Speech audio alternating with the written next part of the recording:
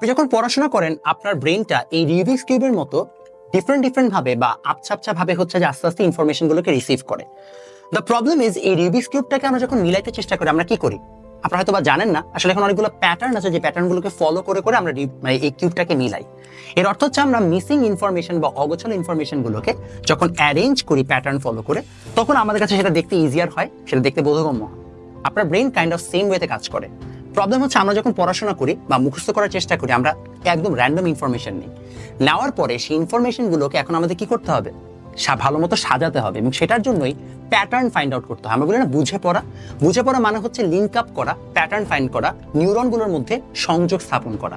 যখন সেটা করবেন তখন আপনি রুবিক্স কিউবটা মিলানোর পরে যেরকম সুন্দর একটা স্ট্রাকচার চলে আসে, যেটা আমি এখন পারতেছি না, সেটা সুন্দর মতো আপনার পড়াটাও মাথায় থাকবে। বারবার বলছি, আপনি না বুঝে আবছা ভাবে পড়াশোনা করলে কোনো লাভ নাই। এই রুবিক্স কিউবের মতো তাহলে আপনি কোনোদিন আপনার ইনফরমেশন মিলাতে পারবেন না।